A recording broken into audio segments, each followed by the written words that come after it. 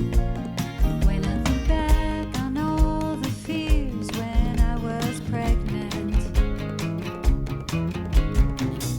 all of them dismissed except for one. The only test the state mandated was genetic. Looking for that extra chromosome. Hello, and welcome to the If We Knew Then podcast. I'm Steven Sachs. And I'm Lori Sachs. And today we welcome back Mrs. Christina Aries, who will continue our conversation about the brain and its development in middle school and how we can embrace those changes and have this knowledge to support our students. So please welcome Miss Christina Aries. Christina, thank you so much for joining us again. We're so excited to see where we're going to go here with this conversation, these last 2 points. And Remind us, we're talking about the brain and how the brain works in middle school and the development. And we started with your points 1 and 2, which were... So we talked last time we spoke about the emotional spark that students have, that like passion, because of the active emotional processing center of the limbic system that's really active in our middle schoolers. And we talked about their desire to turn towards their peers and a little bit away from us as adults during these years. And today we're going to talk a little bit about novelty seeking. So the impact that dopamine has on risk taking and what that looks like and how it can be really fun and joyful as a family to have some safe risk taking practices together. And we're also going to talk about creative exploration and just the sheer innovation that middle schoolers are capable of because of the neural pruning in their brain. Well, let's begin. I've joked about this with other friends who taught middle school for a long time, but I think one of the best places for middle schoolers to learn is at summer camp. And that kind of brings me to that third big shift that Dr. Siegel talks about, which is this novelty seeking.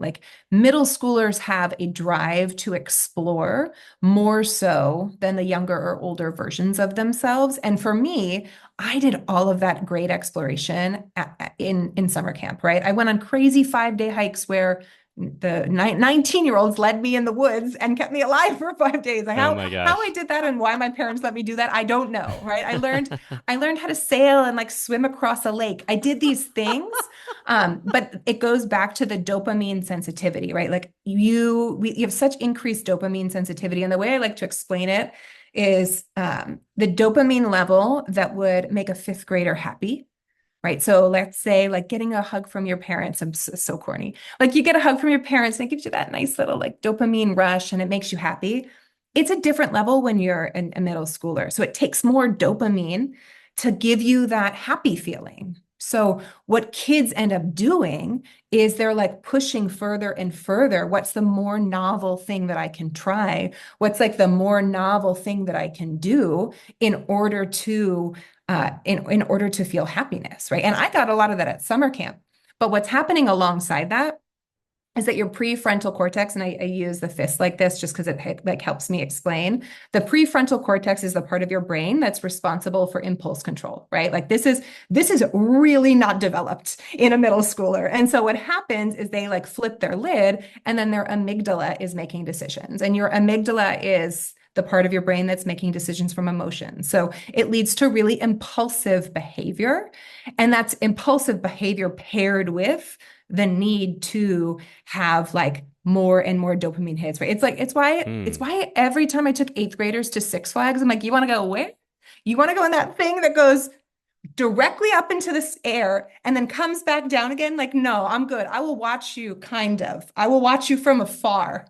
There is absolutely no way you're getting me on that thing. Because as an adult, right, I am making a decision from my rational brain, and I can get a good enough dopamine hit from a high five with a 6th grader, right? They're not getting the same dopamine level. So they're pushing further and further. And that's where we get risk taking. But risk taking can be bad, right? It can be dangerous. It can be drugs. It can be things that are dangerous. It can also help kids become resilient, not doing drugs, obviously, but there are risks that you can take where you can learn resilience, where you can learn how to be adaptable. Risk taking helped me do some crazy, go do like rock climbing and sailing and all these things in at summer camp that I would never have explored before. It also pushes kids to kind of challenge the status quo, right? So they're like, well, why do I have to settle? I don't like that answer. I'm going to try a different answer. And that can really lead to some like healthy innovation if we see, okay, kids need something novel in this time. What do you want to try? Like, let's do something different. Let's shake it up a little bit. And that like creative problem solving can lead to some real academic discovery in school. I think it's also nice for parents to think about how you can harness that. It's like, what is the risk that I'm comfortable with that can let you explore, right? Like maybe it's Universal Studios. It might not be like I remember the first time I like swam across the lake that my summer camp was on, I would never let my kids do that. Like, my kids will never Right. be allowed to swim across a lake by themselves. But that's what my parents were like. That was within their risk. They were that was a healthy amount of risk for them. Like I will probably choose something different when my boys are teenagers. But it's like, what are you comfortable with? And then how do you give your kids the opportunity to like novelty seek in that way? You reminded me of, as a child of the 70s and 80s, it reminded me of like, I remember that was like going from the banana seat bicycle to like taking that same frame and souping it up to like a BMX bike. Like that was my first transition to like, oh, and we're jumping ramps, or like there was like a couple of lots that were empty and we'd make trails and stuff. And it taught us, yeah, you're kind of challenging each other. And then when someone succeeded, like I got as much like rush out of just congratulating that kid and like cheering along and all these things. And I remember the freedom, and how that kind of like, I guess, does prepare you for the future, and as an adult. But it's so interesting to hear you say that because you probably failed like 95% of the Oh time. yeah, we talk about that. I tell Sophia like, oh man, I busted hard, but it taught you to like do it again. Yeah, exactly. When you talk about the risk taking, and then I'm going to keep pulling it back to our parents, but like, so Liam, all of a sudden, when we were at California Adventure one day, he saw Sophia rides the big coaster, and he was like, I want to ride that. And I think we went twice. And we were like, no, no, no, we're not going to do it. Like 2 different visits. We were like, no, you don't. We literally were like, you don't know what you're asking for, only because I had ridden it and was like, "Mrrr." We also used the slight excuse that there's a loop in it, and I was like, maybe his low tone in his neck. It's fear. Not It's not safe. an excuse. It was an actual fear. Well, that's a fearful excuse. Yeah, Right? from fear to avoid something, we made excuses, and we took advantage of Liam's lack of expressive or the abstract thinking to be able to go, no, I'm going to write it. And when you're saying that about the brain and coming from that place, he loves those roller coasters, and it makes sense now because how he doesn't get much thrill seeking any other place, but when he sees those, and that makes total sense because I've heard other friends who say, oh yeah, my kid loves the roller coasters. Love the roller You think coasters. about with Liam, all those opportunities that other 7th graders get to take, just because social media, like Sophia didn't have Instagram when she was in 8th grade, like Liam's biggest thing on his phone is Duolingo. So he doesn't get, you know what I mean? And I see that if he's going to have limited exposure to quench that part of his brain, because really a lot of teachers and whether their perception of our son, and this even is like, you think of sports, like to get a Regulars, yeah. to get a PE coach to allow our kid to try to run and maybe get tagged out, possibly get tackled, they won't do it. They won't. When we talk They're about so what afraid. our parents allowed us to do back in the day, in quote unquote the day, how parents let us do so much more. Yeah. Kids in general are more protected now. Yeah. More, and our kids Are super, like, it's like, I mean, you're Liam not. is, I'm like, how is that there's part a of bubble his, around him at all yeah, times. that part of his brain is never going to be fed. Yeah, because when he was riding the roller coaster, he still has an anxiety and excitement about it. It's a He bit of a loves fearful it, though. thing, but Yeah. but that's the love, is that you go, okay, ooh, I'm gonna do this, Ooh, I'm gonna do it. and I did it, Yeah. I did it, and yeah. And I think that'll change our next visit because he does, right? Mm. We and then we're just, we're parent and we go, I think he likes the one fact that I time don't is like enough. to ride some things. One Yeah. time is enough, but maybe next time he gets to ride it twice. Maybe next time he rides it so many times he throws up. I for sure remember that as a child. Like, Yeah. Like the spinny thing where the floor yeah, drops out from you. Oh my gosh, the Gravitron. Oh, that one was rough. we've all. The Gravitron. Oh my gosh, we've all. Lori and I did that like early. I don't know if that's a California The thing. hard thing about the we did that. Gravitron that I learned is that don't try to take your head off of the thing. Just Is that- lay back and relax. just Just do it. Let it take you. because Oh my I lifted gosh. my head and I was like, Don't oh fight it. God. Yeah, don't fight for it. like a day. I was, but you know that's. I'm so glad this conversation because I think that's how it started. As you talked about, that's how they got that term of they flipped their Flip lid. the lid. Is that comes from that's where they're coming from, and so it encourages me to find ways to allow Liam to fail and also do something that's scary, do something that's challenging. And it means a lot. It just brings so many other things to me when I say that, but I'm going to try to not let it. Do you know Yeah. what I mean? I'm going to Yeah. try to, because when we're talking about inclusion, as long as there's like a doctor's approval and your doctor's like, it's good and it's all safe, you know, and your doctor hasn't given you like within the realm of what is medically okay with your Responsible. medically responsible for your And student. what you're comfortable with as a parent. Yes, That does come into play. You need to be comfortable as a And parent. it's not all roller coasters. This is like all over the world. Different Yeah. examples. No, Yeah. I'm just giving an example. Like Mm-hmm. I'm just thinking like you know, the truth of the matter is our student is denied those, you know, you're denied it in inclusion, the peers, you're denied it in, you know, that your PE coach doesn't want to see him slide into third. You're denied. There's so many different ways that he doesn't get to experience it under the guise of being protected. But you know, it also can be harmful, right? It can create a limit.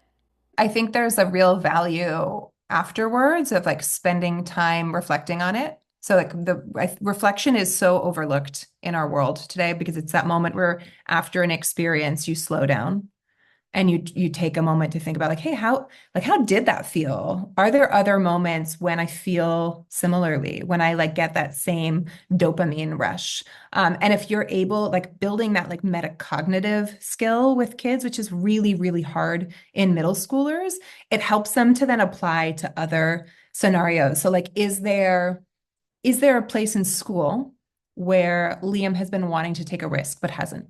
Right. Because it's like, it's a high stress environment. And is there a way where you can be like, how did like, that was risky. It was kind of fun, but then it felt kind of good. And like, is there another place where you want to like take a risk? And we call that generalizing in the like education speak is like, that's generalizing. And the more that you help students to be metacognitive, you're actually like strengthening that prefrontal cortex so that they can transfer a lesson, and we're talking about a lesson from like a roller coaster, right? But they can transfer the lesson from the roller coaster into a new context. So maybe it's math class, right? Is there a place where you really want to take a risk? Like think about that. We just took a risk. It was scary. It was scary for me as your mom. Like I was scared, but I kind of had fun. I kind of enjoyed it. Is there a place where I want to take a risk where I haven't thought about that before? And so like over time, and this is not something that you do once and then it's like, boom, metacognition, we did it, right? This is something that needs to be built in most adults. But it over time, it like helps kids to transfer, to start risk-taking in academic settings or risk-taking in other places where they are feeling like they are afraid to take risks. What are examples of like risk taking in the classroom? Is it like getting up at the board and writing things, or raising your hand and contributing, or? I mean, I would even say like, yeah, like contributing in a Socratic seminar, right? So this was something that I used often as a learning tool in my classroom. And it can be very low stakes because kids can just share a part of the text to consider. Like, I want people to consider this part of the text, but it's scary because like the teacher is quite removed, right? The teacher functions as a safeguard. So I'm going to remind kids to respect one mic. I'm going to remind kids to use their accountable talk stems so that they are speaking directly to each other. And if things go like haywire, I'll bring it back bring it back to what we were talking about. But I think what's risky is that you're sharing something for your peers to respond to. Like that's scary when you're 12. Of I'm going to say this academic thing, I'm going to share what I believe in about this text, and I'm just going to put it out there. And I don't know I don't know what they're going to say back. Like that's terrifying as a kid because you're like giving a part of your academic self, but it can also be a really powerful learning experience. And so I think that's a really good example of risk taking. I wasn't a big like do the problem on the board. Another thing I can think of is this is actually how I normalized mistake making in my class is that every day we had 2 or 4 new vocabulary words. And so what I would do is I'd introduce the word. So like, let's say the word was cognitive. I would introduce the word. I would get like kids would do something with the definition. So they would either like have to make a hand symbol that represented the word, or they would like draw a picture of the word in action, right? But they had to do something meaningful. And then we would try to break it down. So figure out, are there any words in cognition that give us like a hint to what it means? Are there any similar words? So a kid might be like, cognitive. And you're like, yeah, it's cognitive. What is it? Like, when someone says cognitive, what does it make you think of? But then somebody else might be like, cog, like a cog in the machine. And you're like, no, not even a little bit related, but that's cool. Like, that's okay. It is another word in the, or a kid would be like, it is in. I'm like, it is in there. It is in no way related to the meaning of this word, but you got it, kid. Like that word is in. So, it's just like the ways, like it would be risky for kids to raise their hand because it's like, am I going to be right? Am I going to be wrong? I've never seen this word before. I might be wrong in front of all 29 of my peers. And then what happens? Like, will the world explode? And it's really the job of the teacher for the world not to explode. Just be like, no, you're wrong, but that's cool. Like, I'm wrong all the time. Mm-hmm. But risk is fun without judgment. Like if you're not going to be judged, then it's like if you don't have to be right or wrong, then it's fun because you have that freedom of I might be right or wrong, right? It could have been the key that you were looking for. Can you define metacognition? Metacognition, I would love to look up a definition, but metacognition is being aware of your own thinking process. So if you're a metacognitive, you can say, wow, I'm going to give the example of me reacting really strongly to Louis. So I can reflect back on that moment as a parent and say like, oof, in that moment, I was like really letting my fear take me for a ride. And I reverted back to some like shame-based parenting strategies that I learned at a young age. And I don't like to bring shame-based parenting into how I parent, but I did that because I was like working out of my amygdala. And you don't need to be like naming the parts of your brain that you're using, right? I'm just being a super big nerd right now. But it's when you're able to look back on something and say, oh, I did that. I like acted in that way because of this. And you're like training your brain. Ideally, you're training your brain to act differently next time. So when you get yourself in the same situation, if you've spent the time reflecting on it, then there's like a neural pathway that's like, ooh, remember we thought about this, Yeah. Christina, we thought about this last time you parented with shame. Let's try a different way. And make that So adjustment like in the moment. And I'm thinking for parents because after this maybe you already do it. I know I always like really go over the ways I parent and there's like this pressure, but it's the same because we do feel guilty as parents a lot, but the same thing as a parent. If you do something and you think you could do it better and you think about it, it's the same thing of don't judge it. It's done.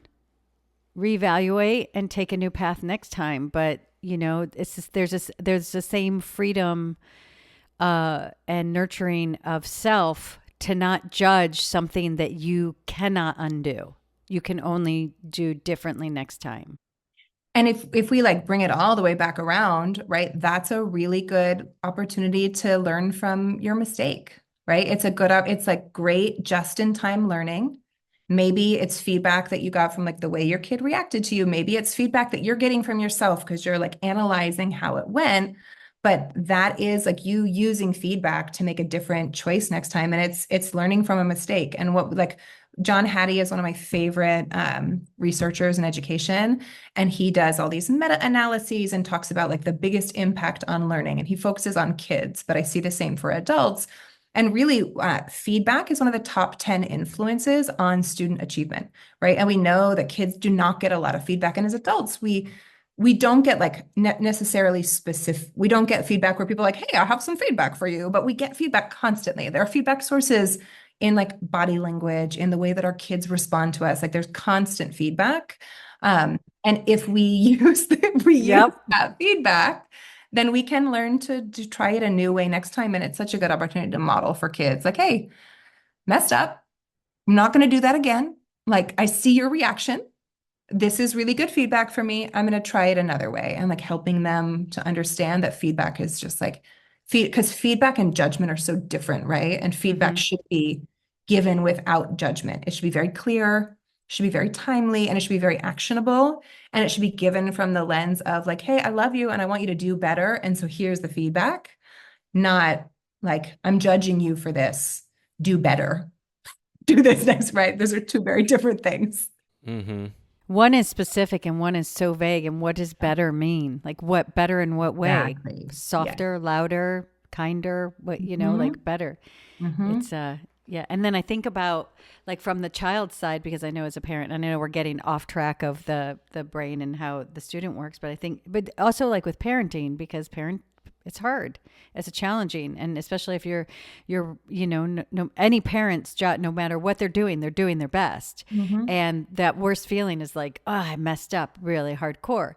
But I remember like Sophia, like there's also all the like milestones that kids are doing, and so I feel like acknowledging I could do that better, and this is where I was coming from. But I remember that of like the same kind of don't use like, oh, what's that tone? Like you're serious now. What is that tone? And, you know, part of it was, okay, well, this is the tone I use when I'm experiencing this, whatever you're giving me, you know? And it took me a really long time to find that line of not judging too. Parenting is super hard. You know what I mean? Parenting is really, really hard. And I think a lot of times as parents, we're trying to do what we loved the same way and what we didn't like a different way. And so it's not the easiest. It's very rewarding. But it's not the easiest thing to do. So I always like to make a shout out to parents that I know that every parent is doing their best. And, you know, and if you're a caregiver of an individual with a disability or Down syndrome or any kind of, you know, learning difference, there's a whole different, but it's not a different box of, it's the same, but we feel like it's different. We feel like there's more pressure there. And that's why I love the framework of the like the brain, the prefrontal cortex and the amygdala, because you can, in those moments where you like snap at your kid, or you got, I don't know, 3 hours of sleep last night, and so you're just not your best self. You can say like, oh, my prefrontal cortex isn't operating right now. I'm like 100% operating. I'm like reacting from my emotional place. My emotional state is tired because I have kids running around the house and I need to cook, you know, so I think you can forgive yourself a little bit if you're able to name, like, I'm actually not, my rational brain is not online right now. I'm not being my rational self. If I was being my rational self, I would have had a very different reaction to my kid just yelling no and like stomping into his room than, you know, because I had an hour and a half of sleep last night. And then we can, because we're not judging ourselves, we can actually, that metacognition can help us take care of ourselves. Yeah, absolutely. You know, And help us strengthen our partnership too, because sometimes it's really hard to forgive yourself. And if your partner is like, hey, if your partner can see it, it just makes it a lot easier then, because you're in it together, right? You are in it together. Don't tell me I'm coming from my emotional self when I'm coming from my emotional self. Yeah, Rational brain. walking through a landmine. I want to talk about the fourth one, because I think the fourth one is pretty cool. And it's this like idea. It's called, he calls it creative exploration. And what it does is it helps kids tap into innovation. So there's like, you know, there's neural pruning that happens at certain milestones in a kid's life, right? Like in around teenage years, the brain is neurally pruning because you're about to have some pretty major body changes. Right? There are things in your brain that you're not going to need, but you need room in your brain to go through puberty, to grow a mustache, like to do all those fun things that are going to happen. So the brain does some neural pruning. It's refining connections. And what it's doing is it's allowing for new ways of thinking, right? So it's like giving, yeah, Lori, you have a No, question? I was going to ask you I was going to ask you if you could define what neuro, but I think that's exactly what you're about to do. Yep, exactly. So it's just kind of making space for new connections to be made. And what it means is that kids all of a sudden are like, they've got parts of their brain that might be connecting for the first time. So there might be pathways between different parts of their brain that didn't exist before because their brain has like gotten rid of some neural pathways. And so they're really more likely to think outside of the box. It's like they can approach problems and experiment in different ways. It also means they push boundaries, which, it's not like the most enjoyable part of parenting or teaching a middle schooler, but it is coming from this really good place of like they're pushing the boundaries of their relationship with you. But it also means they're like pushing the boundaries of things that they see as being unjust in society. And that's something that I personally love seeing in the classroom. And so it's just like a prime time for like developing creativity in kids and like helping them start to think about their identity and who they want to be in the world. And you see them like they have a lot of fresh perspectives. They're like super, super innovative. And it's like that perfect time to start to build this like lifelong curiosity in kids. And especially if you see there's like certain things that they're really interested in, going down that hole with them of like, yeah, what is it about robot? Like, what is it about? I don't know what my kid right now is dinosaurs, so it's not the best example, right? But what is it about like about dinosaurs is so interesting. Like, what is your favorite? Like, really letting them be curious and like walking alongside them in that curiosity. Um, and teachers can do that too. It's one of the reasons why I think project-based learning is so important at this age. I think with Liam, that would be, he loves movies and he's really found this like interest in Easter eggs. Oh, awesome. Yes, exactly. And I think about that, what could this look like? How can we keep going down? Like, and I'm thinking in my brain because I've never done that. And now I'm going to judge myself, but then I'm going to say, no, I was super tired and I was coming from, no, but you know what I mean? Like I've never done that. And this is a really good time to actually say, okay, well, you love that. I think as parents, we judge what our kids love. Absolutely. It's like, oh, is that the right thing to love? Yes. But what if that thing to love, like if we just trusted that thing to love was a seed that we could just, you don't know what it's going to become. Or even be grateful that they can like love a thing and be curious because there's so much like lack of curiosity in the world right now. So just be like, oh, my kid loves something. This is awesome. Easter eggs. I love it. Let's explore. Yeah, that's just so, and how do we support that where the connections are being made, and what kind of, besides out of the box thinking, what kind of connections is there a list of different connections like taste and smell, just like that kind of, are there certain connections that are definable, or is it just whoever the individual is? The way I would say it's like pretty individual dependent, but the way that I like to talk about this for teachers is like when you're designing a lesson, the first thing that you always want to do is have like a really clear objective for kids, right? Because kids need to know what their goal is. And it's like important that they know what their goal is and that they know how it's relevant to their lives. But then one of the first things that every teacher should always do, is activate knowledge, like tap into something that kids already know. And it could be something really simple. It could be like something you talked about last week.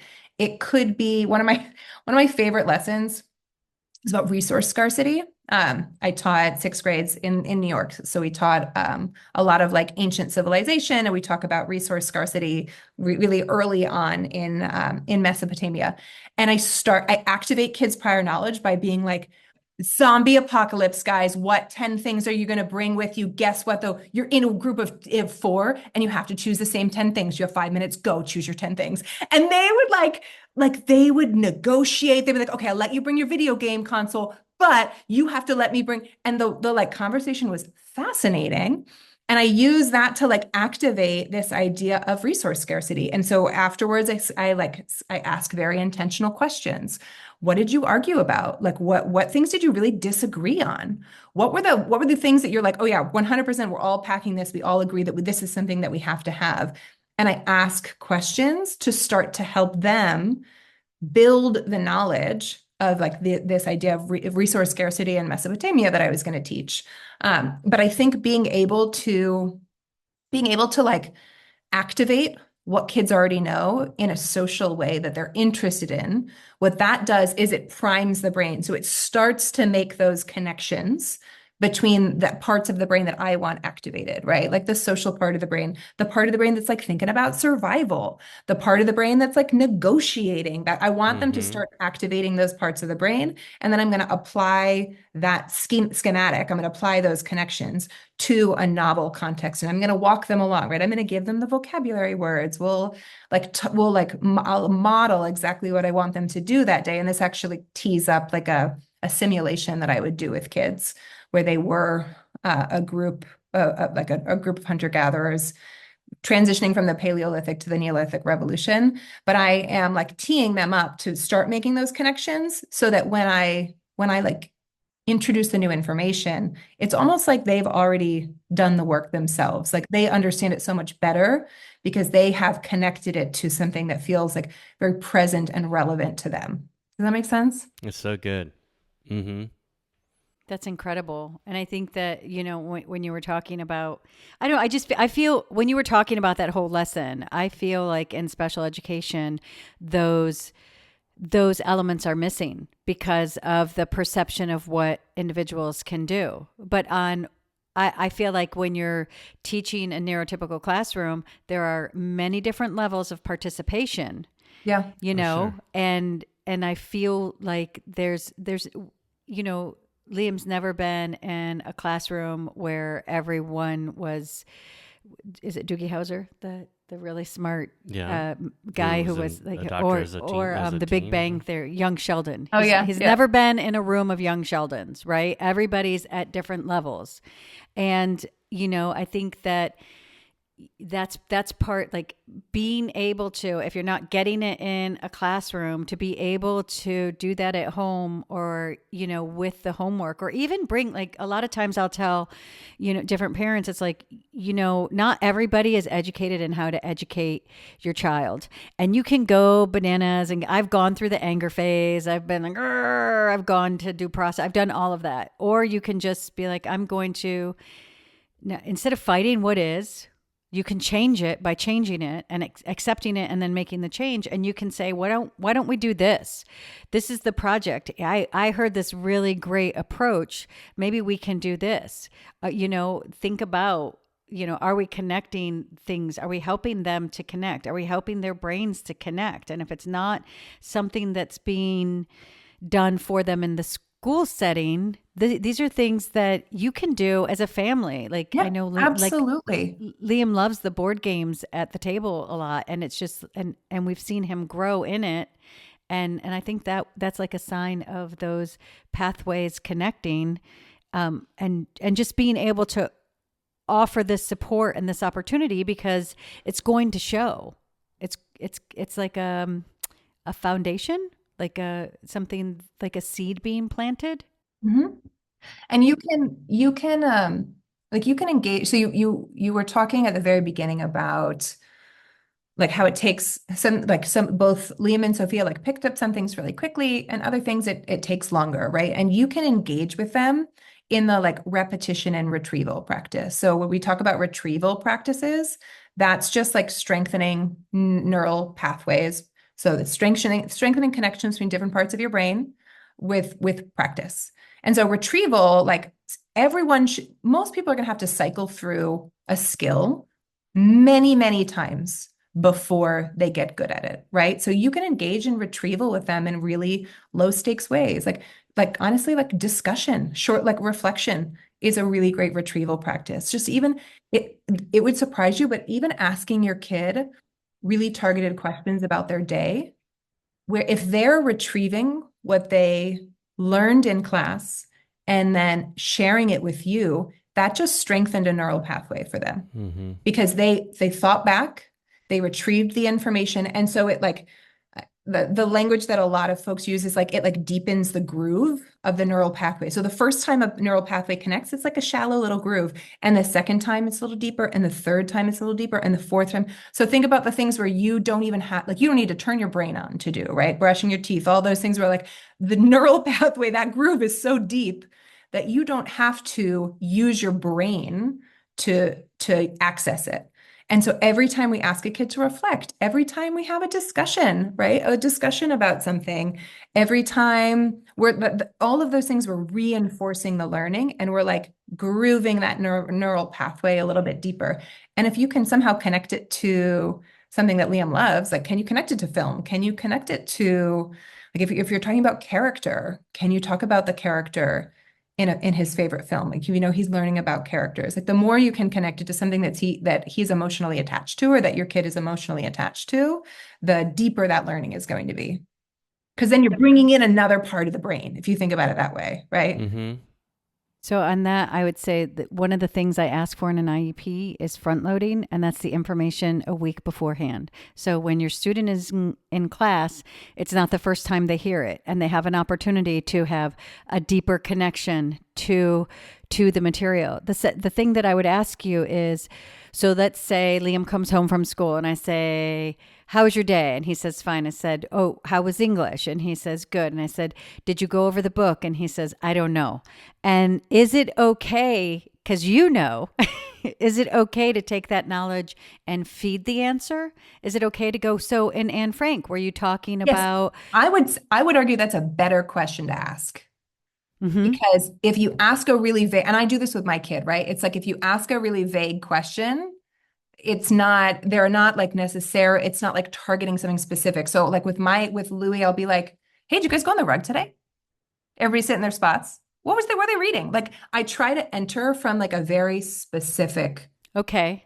or like ask about in certain letter formation. I would definitely, absolutely, if you know what book is being read, if you know who the characters are, absolutely ask the super targeted question, because that's going to go directly to a part of the brain and help him retrieve better. If you know the answer, but he's not like Liam will a lot of times just like cut you off at the pass. So it's like, we're not going to discuss this. I'm done with school. It's 5 o'clock. We're Yeah. done. Um, if I said, you know, just come, does it serve the same purpose to, like, instead, like without the targeted question, when the questions are being blocked, to just to discuss it, like feeding him the answer? Like I know they're doing a project on resistors, and his is Oscar Schindler, to say, "Oh, Oscar Schindler," because he does. There is the movie. And Liam was actually named after Liam Neeson, and you know, Schindler. And these were some of the things that he did just to feeding him the answer, if he's going to not, will deepen that connection as well. And I wouldn't even say it's like feeding the answer, right? Okay. What you're doing is you're trying to activate prior knowledge, right? You're trying to like activate something that you know that Liam's passionate about. And it's Mm-hmm. not feeding the answer, right? That's you're just like you're trying to connect to the emotional part of him that's like really invested in, like maybe it's like, "Oh, I thought of a new, like I know you guys are reading Anne Frank, and so I was thinking about this movie I've seen about the Holocaust, and there's this, did you know about the Easter egg in, like, is there a Mm. way that you can go Mm. in Yeah. so that," and then eventually, you know, it's funny, questioning is such an art. It's like one of the most important things that teachers learn, honestly, is like, how do you ask the question so that eventually, like Liam comes back around to Anne Frank and you're like, "Mwahaha, this was my Right. invention the whole time." Right. That's Like that's the art of teaching right there. Is like, how do you start with the thing that a kid's really excited about and help them like really make that deep connection, and then bring it back around to the deep learning that you want to do. And those are the days when you walk out of the classroom and you're like, I win, I retire, done. I'm good. I'm good. I did it. Those are like the truly amazing moments. So I would say like, and that's not going to happen every time. So start with the thing that he's like super interested in, that gets him emotional, that like activates that part of his brain, and then try to use questions to come back around. Because my 5-year-old's the same. He's like, except he says, we're too far away from school. We've driven too far. I can't remember because we're so far. I'm like, no, that's not really how the brain works, sweetie, but okay. Okay. We'll try another way.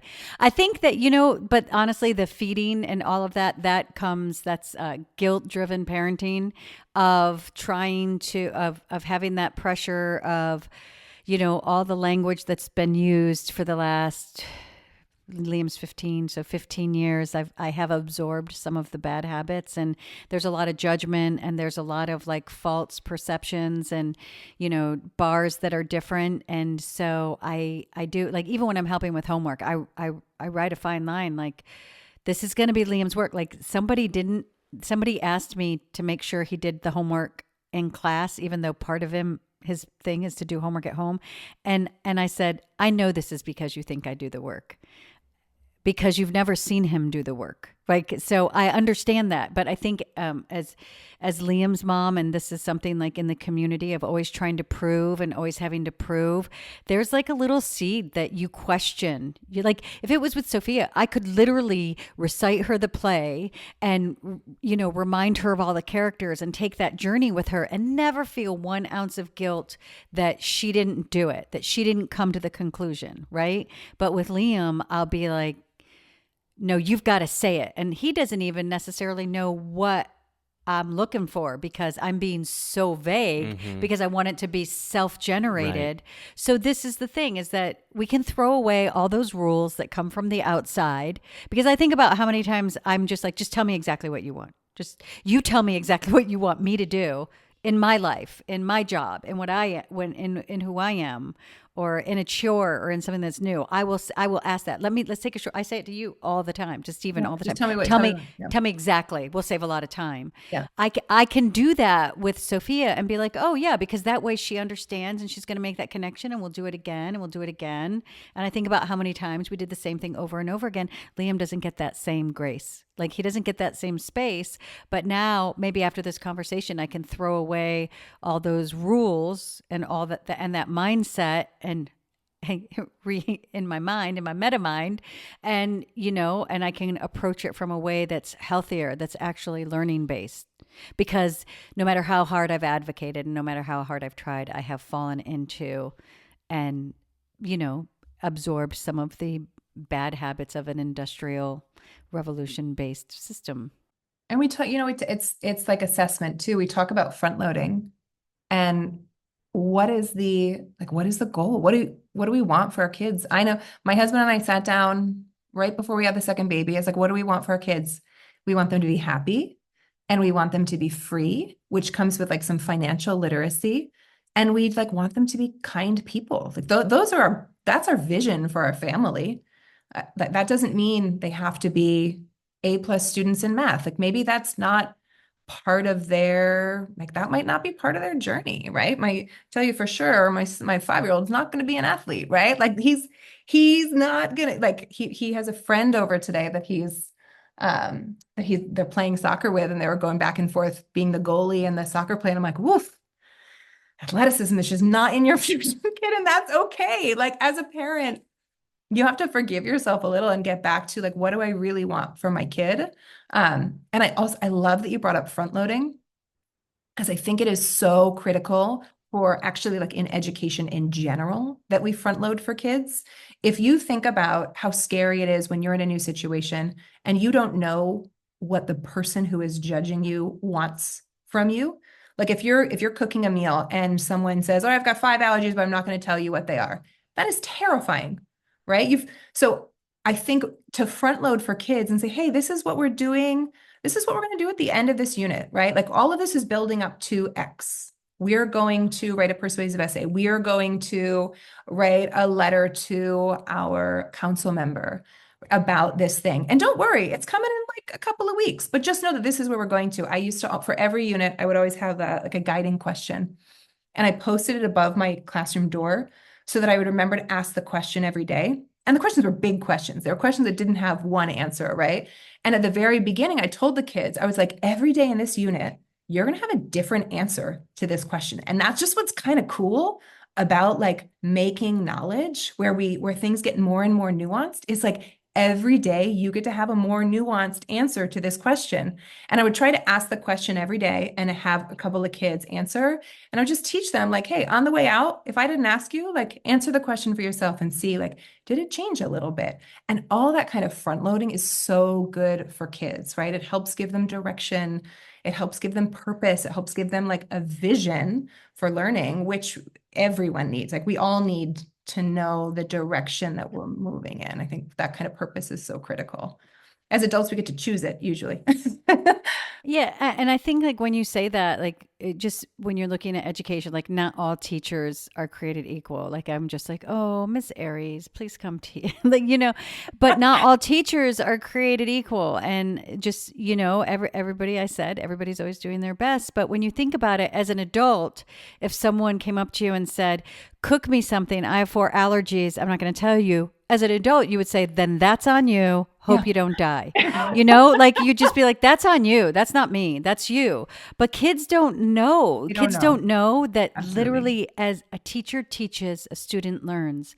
And kids don't have that knowledge. They haven't, they're still, we're taught to, the teacher is there in the front of the classroom and there's certain ways we behave and there's certain respect that, we should actually respect should be earned, but there's certain things that there's an expectation there that, that kids don't know that it's okay not to know. And it's okay to be like, it's not like not knowing is horrible, and not knowing what someone wants can be devastating for any human at any age. Yeah, especially when the stakes are high. Yeah. Yeah, and that's a great insight to be able to, even if that's not your student's reality in school, that's a really great gift you can give your student. Mm-hmm. Like when Sophia struggled, I told her all the time, the teacher teaches, the student learns, and if you don't know, she hasn't done her job. Absolutely. If